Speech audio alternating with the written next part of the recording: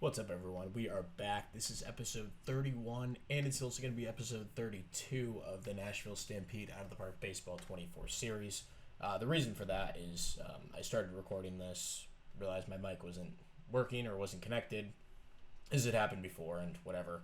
I'm just going to do a voiceover here, and we'll kind of go through what happened. The second half of the episode, at about the 30-minute mark, will be live commentary for the playoffs and stuff. But yeah, I feel like this is probably a better way to just do it all in one episode. We're 54 and 38 at this point. We've had some injuries, but nothing too crazy at this point. But yeah, Grant McCrae's been a great story. Only 56 plate appearances at this point, but he's been a linchpin in this offense. Like it's 2025 all over again. And after a couple of mediocre seasons in Boston, I think he played there for 4 years maybe. He's back with his original team, at least the team that he made his major league debut with, and playing really well. So, just a really good feel-good story. I've always loved Grant, and I'm happy that he's doing well. He was called up because Eddie Els sucked in 66 games, 233 plate appearances. He brings no defensive value, so if he's not hitting, he's not providing value. And at least McCrae, if he's not hitting, he can play some defense and be valuable. But yeah, he was crushing AAA, and it was just time to give him a call and bring him back to his roots. And, he's not going to be a Hall of Famer or anything, but it's good to have him back. As you can see, he had some really good years with us and, a couple decent years in Boston, I guess. But, yeah, never really lived up to that contract. That was one of my greatest OOTP mistakes of all time. But, yeah, Frank Correa continues to carry this offense with some other guys underperforming at 148 WRC plus at this point. Not great at second base or anything, but on pace for 5.5 WAR, which is, high All-Star, low MVP type numbers. He's not going to be an MVP or anything, but having a good year. And then Kira's been a disappointment so far this year. So, he missed almost all of last year with injuries and setbacks and stuff. And, he's still playing really good defense, but he's only been a league average hitter so far. I'm hoping that some low BABIP might be causing his rough start to the year. He's a 330 guy career, and he's 265 so far this season. So nothing else has really declined. The power's still there. The stolen bases are still there. So yeah, probably just some BABIP luck. Hopefully he can bounce back in the second half of the year. And then Vicente Valderas. Heck of a season he's having so far. 128 WRC plus, about what he did last year, and he just keeps getting better. Has been our most consistent hitter this season. Him and Correa at the top of the lineup are really quality guys to have up there. Obviously, kind of complement each other well. And then in terms of WRC plus, the next guy up is Mike Lesko, who finally is showing the kind of guy that we thought we were trading for after just a dreadful season last year, where he was basically a replacement level guy. The WAR is weird here. He's not a particularly bad defender, but he only has 0.5 WAR, walking 20% of the time, which is double what he did last year. But yeah, he's been much more valuable, obviously, as a player. I still don't really play him against lefties, but you see the defense is about average. I don't know why he's a 0.5 WAR guy. I'd at least expect him to be a 1 WAR. But I digress. Not really a huge deal. I know he brings value, and that's about all I need. He's batting 5th right now. I'm not sure what I'm looking at here, but we have Chris Grimm. He's a little bit below league average with the bat. A little bit below league average with the glove. He's not the long-term option at catcher, of course, but he's been just fine this season as our starter. And then, we talk about the other guys. I had Amazon, I'm going to go with. Yeah, he got off to a nice little start. His May was really good. So through the first 2 months of the year, he was good. And then June and July, he's really just bottomed out. I guess his April was bad, too, so... I don't know. We'll see. He's only 23. He can come around, but he's only playing against lefties at this point. Him and Grimm are a true platoon behind the plate. And then Jaden Stroman, pretty much doing what he does every year. He did lose some infield range, as you can see. He's at a 60. I think I point this out in a second. Yeah. So, the glove isn't quite as good as it's been in previous years. That really just destroys his value. I didn't even notice until I was recording this that it had dropped to a 60, so it must have been really recent. Maybe it didn't even show up in a scouting report. Maybe it showed up right at the beginning of July. I am recording this a bit after I last played, so probably the reason for that. And then Molinex, really disappointed in a walk year. He still brings good defense, of course, but yeah, he's only hit 3 home runs, on pace for 5. Like, yikes. He's a 15 to 20 home run guy, not a 5 home run guy. So hopefully later in the season we can see some better numbers and at least come around to a league average hitter. Yeah, he's coming off like 2 fantastic years and 1 good one, and he's been an all-star level player his whole career. So we need a little bit more out of him. He's batting 3rd right now, which I think I go and change, right? Yeah, I change it right here because he just should not be batting 3rd. I don't know what I do here. Do I keep him? I think I keep him at 3rd. Yeah, okay, yeah. So yeah, Alex Harrington, pretty much what he always does, below league average at the bat, but a versatile guy.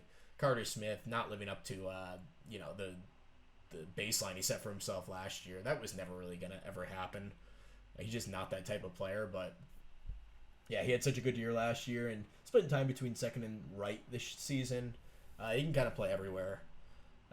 Starting against lefties at second base, as you can see there, and then Carter Smith, talked about him, like it is what it is. And then Aiden Harris, obviously not what he was last year.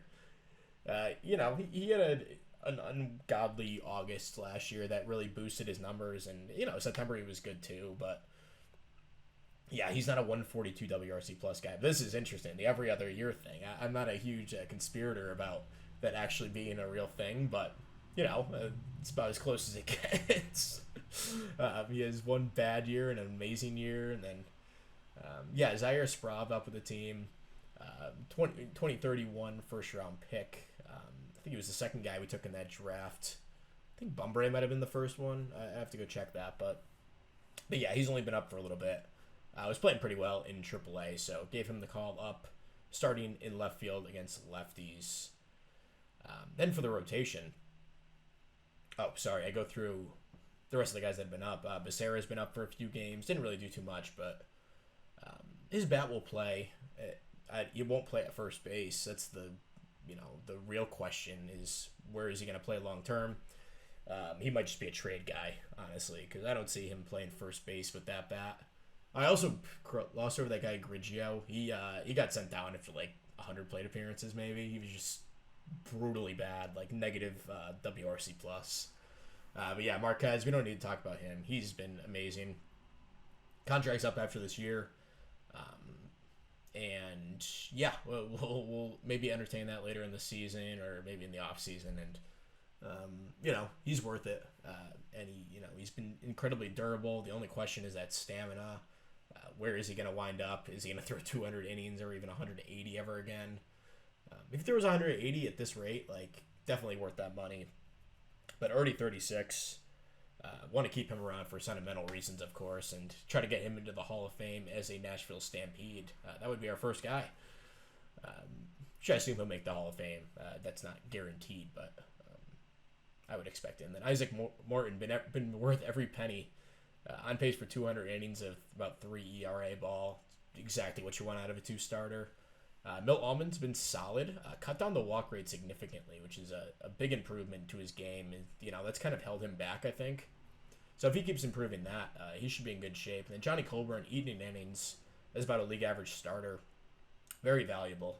That's, it's never really a question if he was going to throw 200 innings. It just, at what level would he be able to do that? And if he's a league average guy throwing 200 innings, that's very valuable.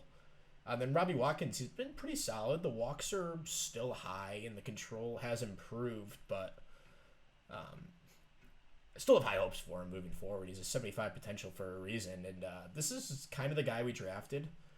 Not exactly the guy, but wish the slider came along a little bit, but he still has a curveball as an out pitch, and he should be fine. And then Merton Blanco, not quite as good as he was last year, but he's been really good. Dave McCrabb's been awesome. Carlos Mendoza, 29-year-old who got his first taste of the majors, I think overall with us last year and was solid. And this year he's moved up to the seventh inning, former minor league free agent signing. And then yeah, we have a bunch of different guys here filling up in the middle relief. We haven't been able to find anything really consistent. Alex Kranzler has been good, but he was hurt at the beginning of the year. Yeah, hopefully he can be a big piece to this bullpen moving forward. Pierce George has been good as well. As like a long reliever type, just going to eat innings out of the bullpen when we need him to. And only 30 years old, never really gave him a fair shake. And here he is kind of showing why maybe he should have been in the majors all along. And then we have a couple other guys who have spent some time. Heath Andrews, been up for 16 innings. And, he's been fine, I guess. But we just wanted to see a little bit more.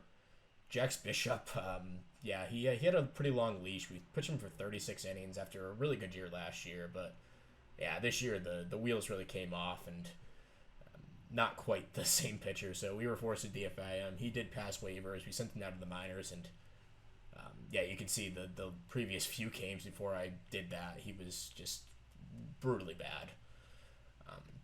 And Andy Bumbre, has he pitched in the majors? Yeah, he's made 9 innings. He was okay after a really good year last year, but the luster has kind of come off on him, and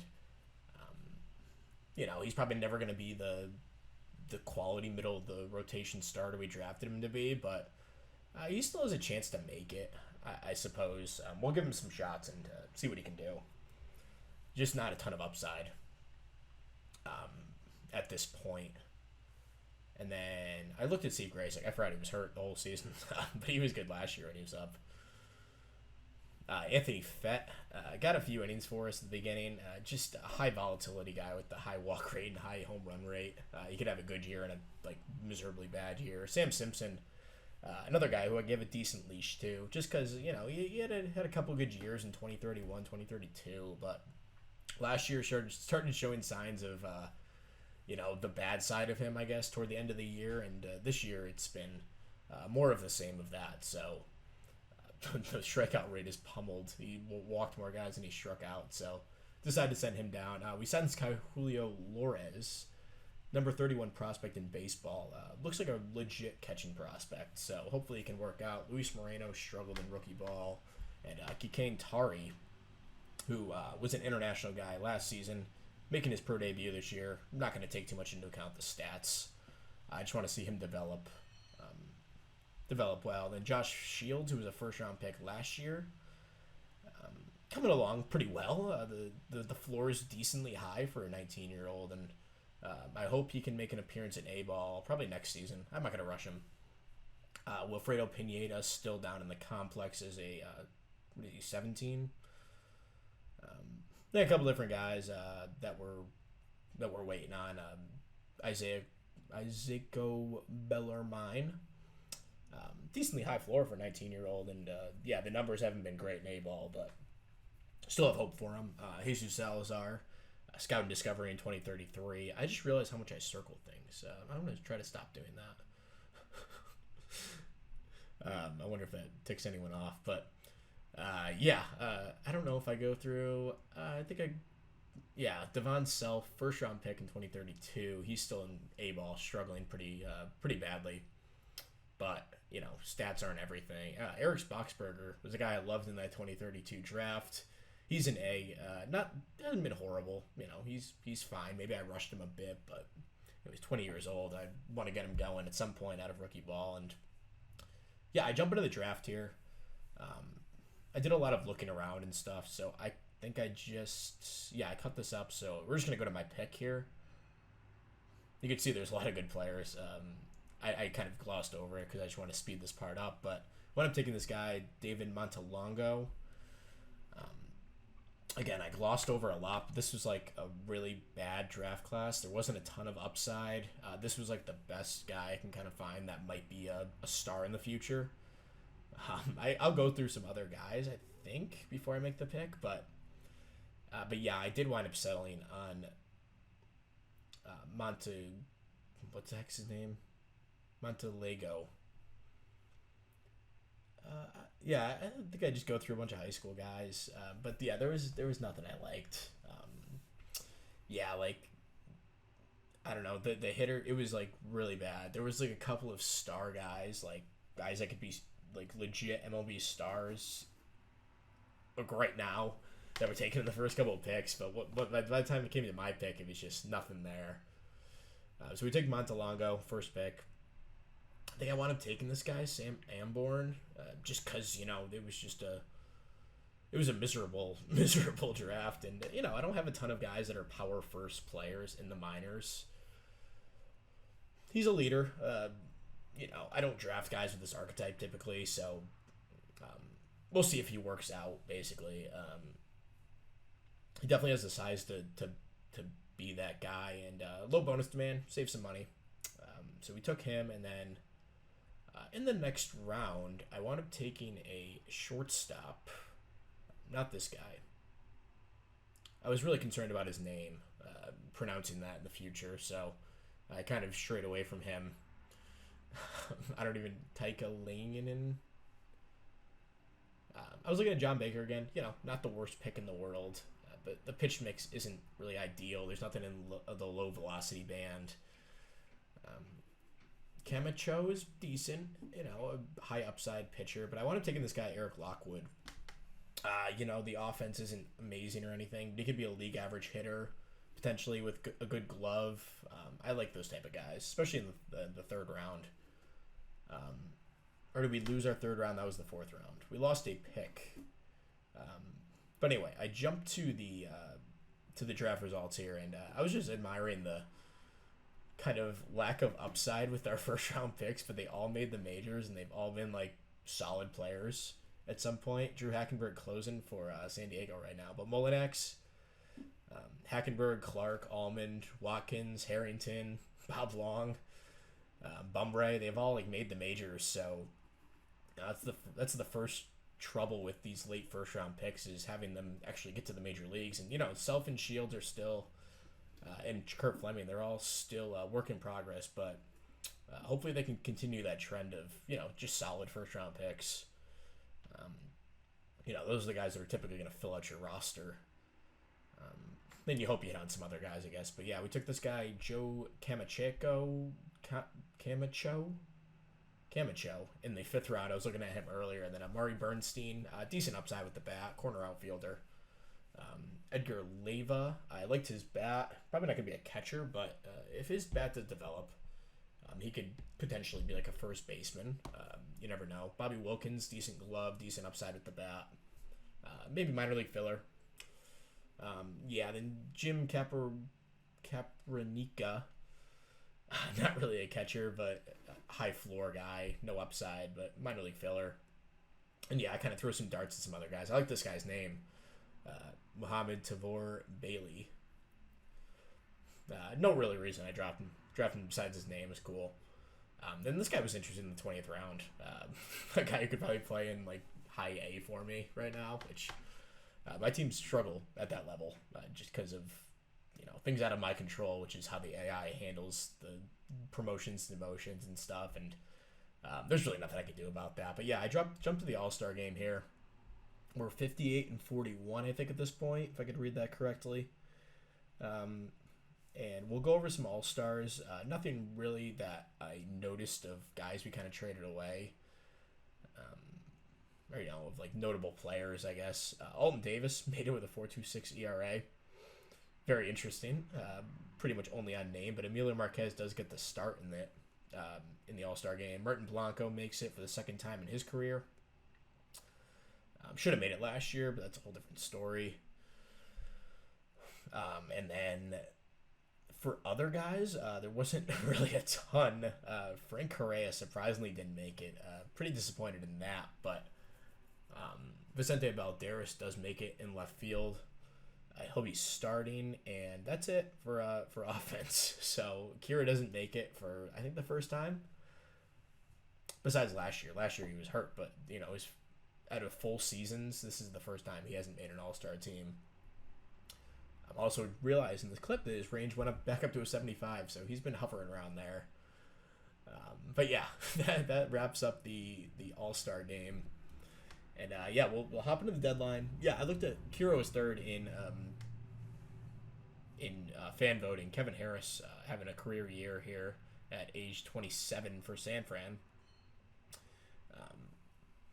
And Devin Skeeter, generational type of guy in center field for the Rangers. But yeah, I'm going to pause it here and then, or I do pause it here and we go to the deadline. First trade here, so July 27th, we're 62 and 41. And we're going to trade Nelson Grigio, who I mentioned earlier that he was up and was just brutally bad. And I just didn't want to keep putting him out there. But he's been awesome in AAA. Could just be a quad A guy, but I see the attraction. You know, he's older, but he has a ton of control. And, you know, he's shown some stuff in AAA. And then I don't want to throw in on this guy into the trade, but they would have done it without him. But I felt this was kind of cheesy if I didn't put in another prospect. So, yeah, he's not really important to this, but, yeah, I did wind up removing him. I just threw in, like, a decently compelling guy. I think I threw in Kaplinger here. 21 years old.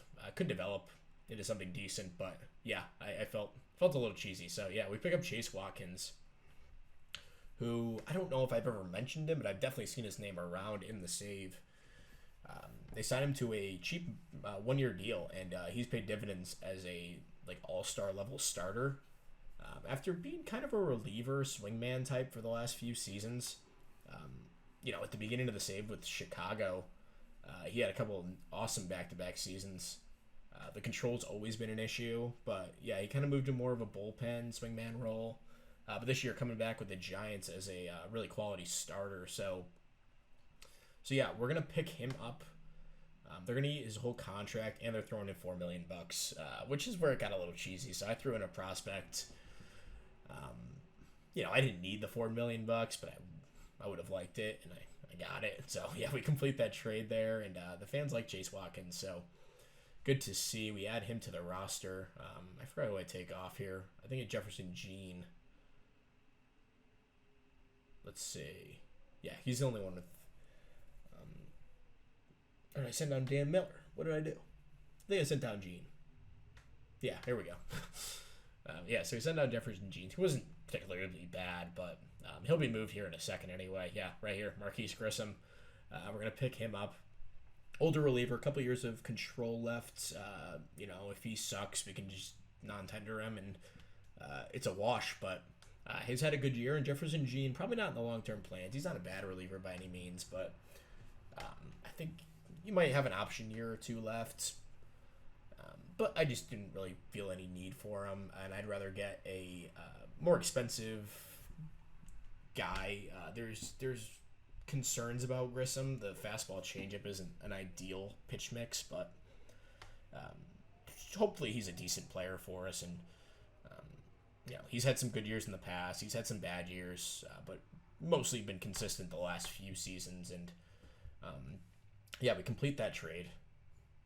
So this was interesting. So I was looking at some trades for some hitters, and I came across the Braves, and I was looking to trade for what's his name? Bob Quill, I think. But we're talking about John Paul Polito here. A guy who's pretty good. Not amazing or anything, but he's young and controllable at third base, which is a position of need because Harris is all over the place. He's a fan favorite, leader, high work ethic type guy, and I was trying to get a scouting report, so I simmed a couple days, and I had a trade ready to pull the trigger on, but I wanted to make sure he was that player, and then I simmed a few days, and all of a sudden they weren't interested in doing it anymore, and I kind of try to recreate the trade. It was Dan Miller, who's a reliever. Not a huge deal. I don't love giving him up, but not going to let a reliever stand in the way of picking up a star third baseman that I can control for 4 years. I think Eddie Els was in there at some iteration of it. We had John Becerra in too. And maybe one of our higher minors prospects. But yeah, it was like, it was a ton of guys that were like good, but I was okay getting rid of. Who else did I throw in here? I think I wound up throwing in, yeah, Aiden Harris, and then it was like Alex Harrington. Yeah, it was just like a ton of stuff, and then, you know, they weren't really going for it, and after that, after a few days passed, he's fragile. I wasn't going to give up the farm for him, but maybe we'll reconsider that in the offseason.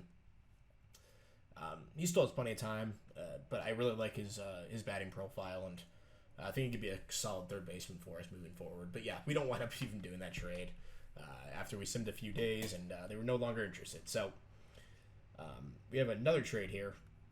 This is the last one, I believe, of the video. So we're giving up a couple different guys. 26-year-old Jesus Camarena. He had been playing in the upper minors the last few seasons, splitting time between AAA and AA wherever we needed him, and he was not really great, but good minor league filler, could make the majors. And then Jorge Lezcano. He was a minor league international free agent signing, $750,000 in 2031. I like his glove, and his batting upside isn't bad. He's 22, though.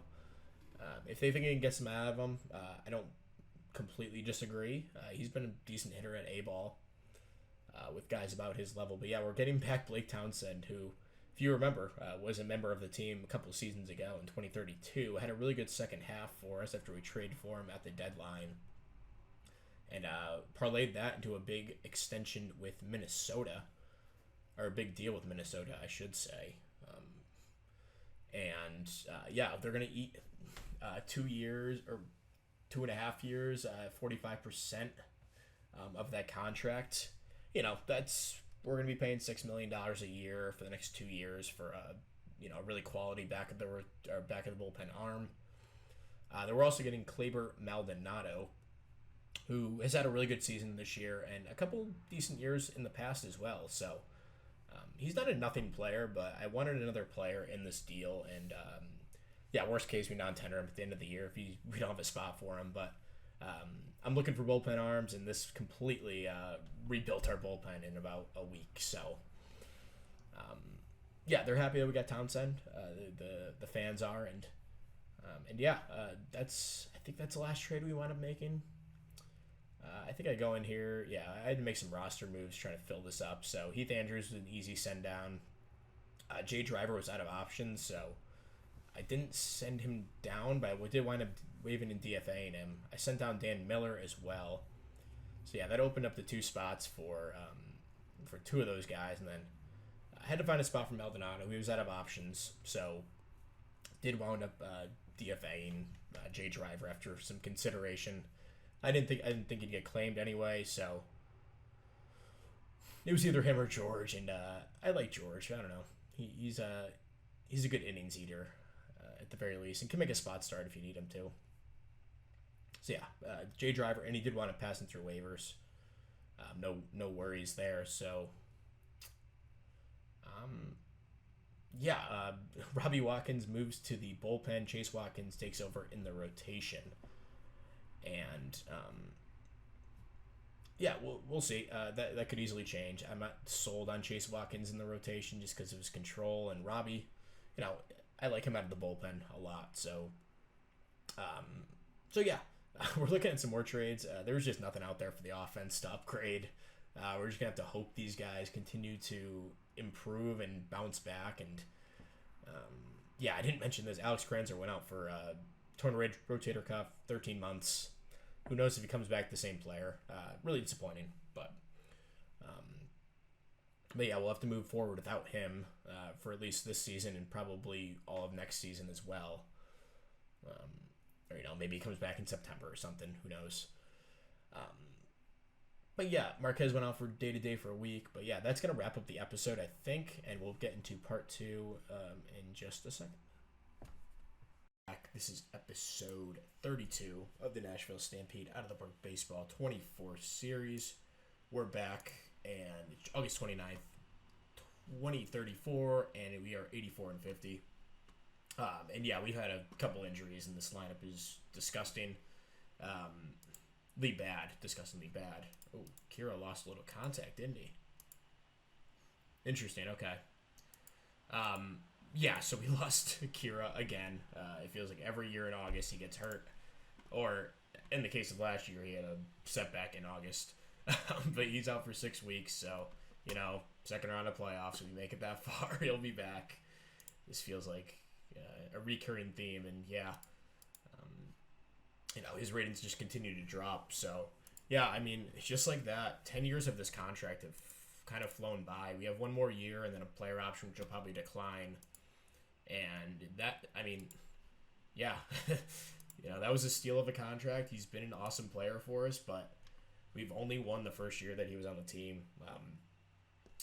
And then we lost Vicente Valderas. He'll be back in a few days, but he was out for about 2 weeks with an injury. And then, the lineup is a motley crew of different, like, quad A guys. And, we have some stars. Like, Frank Correa has been great. Mullinex has been much better. He's about a league average hitter now. Grant McCray has played like an all-star. 117 WRC+. He's my starting center fielder right now. Great story. I love that he's playing well for us, and he's my cleanup hitter right now. Feels like 2025. And then Mike Lesko's continued to play well as a hitter. Chris Grimm's been a nice bat, about a league average guy from the catcher position, and then Alex Harrington's been much better. He's starting at second base against lefties for us. Aiden Harris has been a little bit better. He's had a couple nice games here, Mr. August. That was a loud car. Mr. August himself. I don't know if he's been as good this year, but he is having a nice August. Then, Stroman's been bad at the bat. This might have run its course at this point. The range has dropped. The bat's not there anymore, and he's about a league average defender at shortstop. I don't know what we'll do with him. We'll see. We don't have a ton of options right now. And then, Bob Smith's had a couple nice games since coming up. He had a grand slam in his first game. And then, we have Becerra back up. Eddie Els is back up, who's playing much better. And, the offense is in a rough spot at the moment without our two best players. But the pitching's been great. Emilio Marquez is having probably his best season of his career. At age 36, his price continues to increase. If we could do 2 years for that price, maybe 3 years and a team option, that would make a lot of sense. Just see what he thinks of that. Okay. For a 36-year-old, a little sketchy, but he has no real injury history, knock on wood. He's barely even missed a start for us. He missed like 3 starts this season, maybe. But besides that, he's like been remarkably durable throughout his long, long career. They might have been his only IL stint. Besides, that's it. He just had 1 IL. Let's see. I'm kind of curious about that injury history. Yeah, I mean, pretty clean. And for a 36-year-old, still awesome. I think this makes a lot of sense. It's really a 2-year deal. We have money to spend. And he's essential to the team. So I'm actually going to go and offer that. I know I said it's stupid to negotiate mid-season with a 36-year-old, but I want him to go in the Hall of Fame with a Stampede jersey on. He'd be our first guy, probably. But Robbie Watkins back in the rotation after a couple games in the pen. Chase Watkins wasn't horrible when he was out there, but I prefer him as the bullpen guy with the low control. Just makes more sense. Grissom's been really good in 11 innings. Townsend's been good. And then, Maldonado hasn't been great so far, but better days are probably ahead for him. And then the rest of the bullpen's been good. So, I just want to stop and update on these injuries and kind of where we're at as a team with the lacking lineup. And, the pitching's going to have to keep us afloat here. So, we'll update probably sometime mid-September. Okay, so we're back. End of the regular season. There was really no need to jump in. We did have some injuries. We'll go over that in a second, but we finished 98 and 64. Pretty decent finish. We didn't have a very good month. You'll see why because of the injuries. But we went 12 and 14 in September, but had an excellent August and July. So that kind of made up for it. Our Pythagorean was only 92 wins. Not surprising because our team was kind of a mess. Especially toward the end of the year. So, So what happened? Marquez got hurt. It was a 2-week injury. I did wind up signing to that extension, so as soon as I did that, he got hurt. But hopefully it's only minor. But yeah, he was out for like 2 weeks. I put him on the IL. He'll be back for the first game of the playoffs. No worries. And then Robbie Watkins went out for 3 months with an arthritic elbow. He was fragile before, and this is like his first injury in the majors. But had a really good season for us. Hopefully he can bounce back next year. But yeah, he's out. Blake Townsend went out for a couple weeks. He was awesome for us. I think Kira's back in a week, so I don't know what that probably puts him on our playoff roster for the first round, but probably won't make an appearance until a potential game 5. So yeah, our war leader this season outside of Kira was Frank Correa. Another really good season. Not quite as good as last year, but hit for a ton of power. Was an essential piece to our team. Then Vicente Valderas was amazing. 135 WRC plus. Great year from him. And then Mike Molinex, solid year, but I mean not a great walk year. He had 2 really amazing seasons the last 2 seasons, but yeah, this year just merely good. 2.6 WAR. I don't know what his demands aren't crazy. We're still in the market for that potential extension, but yeah, what a story Grant McRae was. He finished with 114 WRC plus, which isn't amazing or anything, but put up 1.7 WAR in 74 games. That's like a 3.5 WAR pace throughout a full season. And yeah, was our cleanup hitter, an essential piece to the team, and I don't know where we would have been without him, because a lot of the guys we called up were just no good.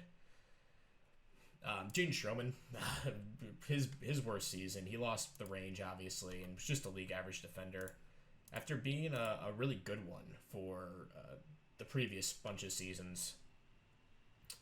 Then Mike Lesko, only 1.1 WAR, but a really good offensive season. Walked 17% of the time, led the league in OBP. That's kind of more the player we were looking for, not the last season's version. But I wish he had the 13 home runs that he had last year. But we'll take that as our 2-hitter / on base guys in front of our middle of the order. He did wind up scoring. Let's see, how many runs did he score? He scored 74 runs, which isn't very high. But I guess that's more of a product of the people behind him, which wasn't really any good. But Alex Harrington, pretty good season. A little bit below league average, but a versatile player. And Carter Smith, not able to replicate last year. That was not surprising. Aiden Harris, the every other year thing is definitely real with him. That does the fact that he had a bad year this year does drop down his arbitration estimate to 2.2. So, we'll take that. But yeah, definitely not locked into a starting spot by any means. Chris Grimm just merely replacement level. After he must have had a really rough September, 0 WRC plus. Zayed Amazin, not great, not great from him. And then Zara Sprav, a guy that we thought was going to make an impact, was just unplayably bad with the bat. And then Eddie Els, he's probably run his course here. Does he even have positive career WAR at this point? Okay. So he has 3 career WAR, but that's over the course of almost 4 full seasons, 3 full seasons. Not great. But yeah, the pitching was good. Marquez wound up finishing with 31 starts, 160 innings, just a little low. I would have liked a little bit more, but yeah, great year from him. Led the league in WAR once again. And then Isaac Morton, our big free agent signing from the offseason, definitely lived up to the money we gave him and put in a sub-3 ERA, 193 innings, just everything you could ask for out of a 2-starter. And yeah, him and Marquez will be together for a few years here in the rotation. And then Johnny Colburn, he wasn't good by any means, but ate a lot of innings. Milt Allman, definitely a solid season. Not as good as last year, but gave us 181 innings. Did manage to drop his walk rate pretty significantly, so that's a big improvement in his game. And I'd rather have this version than the version that was walking 4.5 guys per 9. Jax Bishop we called up for a start. He was bad. Chase Watkins, Wound up putting in a really solid year out of the pen. Gave him a start at the end of the season, and five innings, 1 run, 10 Ks. So he may have worked himself into a playoff start just due to the state of our rotation. I do have to set my roster, but Burton Blanco, another good year from him. He's not even making a lot of money, so we're happy to have him. Dave McCrabb, a guy who got hurt last year, but put in another really solid campaign this year. 1.57 ERA. Wouldn't be surprised if he won a reliever of the year. And then Carlos Mendoza, nice surprise, 29-year-old. Had a good year last year, but even better this season. Maldonado wound up putting in good 15 innings for us. Nothing special, but solid. Dan Miller turned things around at the end of the year. Marquise Grissom, 20 innings for us, 3.05 ERA. We'll take that. At least these trades really solidified, or at least stabilized our bullpen. And Blake Townstead, another guy who had a really good year. Heath Andrews was up for a few games at the end, and then that's pretty much it. We're on the pitching side. So, yeah, I'm going to set my playoff roster, go to the playoffs, and we'll be right back. All right, so we're back, and we're playing Arizona in the first round, who I think they've been pretty bad the last few seasons, but they were good at the beginning of the save. They were quite good for a bit, and then kind of fumbled the last few seasons, but back in the playoffs here. No real, I guess Alec Thomas has been here, but he's actually back with the team after being away for a few years. But yeah, they got some superstars. Jackson Churio, Jeremy Blankard, who's a young rising star. J.P. Blake, pretty nice leadoff hitter. Rogelio Gress, who looks like he could be a generational guy out in center field for them. Then the bullpen, or the rotation, Hunter Brown, really solid ace. Hurston Waldrop, a 32-year-old, had an awesome season as well. So, and then old friend Tink Hentz, who made 26 starts for them, and was pretty good. But yeah, they were second in runs against, eighth in runs scored. So yeah, that makes sense. Their bullpen was fifth, starters second ERA. So, the situation is Kira's out for the first two games of the series. Then he'll be back for the rest of the series. But yeah, we're gonna try to steal a game here before within the first two before he comes back. So rotation looks like Marquez, Morton. We're gonna have Watkins start game 3. I'd like to put him on like a pretty strict pitch limit, 70 pitches. Kind of like him and Watkins and Colburn kind of piggyback off each other, and then Ullman will pitch game 4 if we get that far. So that's the scenario. We'll hop into game 1 here with Marquez on the mound.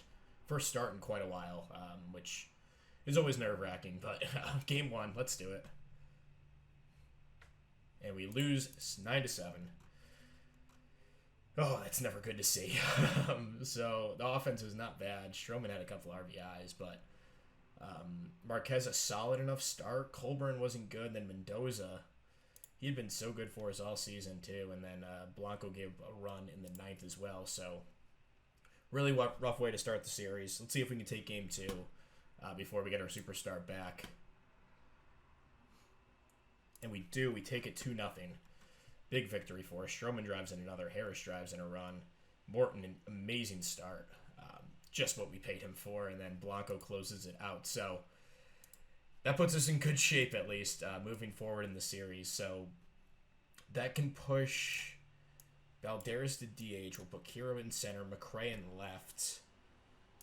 And, that just deepens this lineup. So, yeah, everyone got to move back a little bit. And how's Lesko been in this series? Hasn't really gotten on base. It's only been 2 games. I'm not going to panic, but then Kira can come in and play some right field probably, and then we'll keep Becerra out there. I don't think they have any lefties, but if they do, we'll keep Becerra out there and kind of like him in the 3-hole. Okay, so off day, and we go to Arizona for 2. We'll have Chase Watkins on the mound, which obviously I'm a little bit nervous about. We lost one of our minor league managers. It's fine. Okay, so Watkins on the mound here, game 3. We'll be facing Hurston Waldrop, who had an awesome season. So let's see if we can win with Kira back in the lineup. We do not, and Chase Watkins got hurt. We cannot have nice things. He's out for the rest of the season, so... Oh, we'll have to add someone to the playoff roster. I'll check the box score after, but, you know, it's never good when you lose in extras. That means the bullpen probably gave it up. Probably trust Heath Andrews the most out of anyone here. So we'll roll with him. I'm not going to start Marquez here. We tried that last year, and it didn't go horribly, but it makes the bullpen have to pitch more, and they just blew themselves out in this one. Watkins got 1 out, and Merton Blanco, that's so disappointing because, man, he's been so good this entire save, and yeah, he's the one who gives up the 3-run home run to Gress. Ouch, that stings. That freaking stings. That happens every year.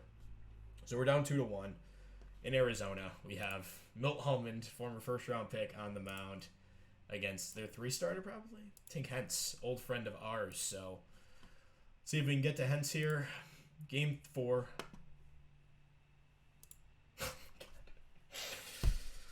Oh, man. This sucks. This really sucks. Allman, a really good start, man. I mean, you can't ask for any better than that, but we get shut out by Tink Hence, who signed with them for a minor league deal after missing pretty much all of last season for us. And, yeah, he's the one to bring Arizona to the next round, and we are once again bounced in the first round. Nothing on offense. Kira doesn't get a single hit in 2 games. And pretty much no one besides Jaden Stroman hit that series. Balderas was good too, I guess. I can't really say anything. He got a hit in every game, but yeah, I mean, where the heck was Frank Correa this series? Where was Mike Lesko? Where was Molinex? I mean, McCray, I don't have high expectations for, neither Harris and Grimm, but yeah, that sucks. So yeah, we'll go into the offseason once again. How many years has it been? Yeah. It's 2027. It's been nearly a decade of, you know, winning and coming up short almost every season. So, well, every season besides 2027. So, yeah, remarkably consistent, but remarkably consistent at losing in the early bronze of the playoffs. But, yeah, that'll wrap up this episode. Thank you very much for watching, and we will see you guys next time. I'll probably start going into, next episode will probably be a full year sim. Instead of cutting it up into 2 episodes, 3 episodes each. But I'll do the off season, then we'll get into that the next episode. So yeah, we'll see you next time. Bye.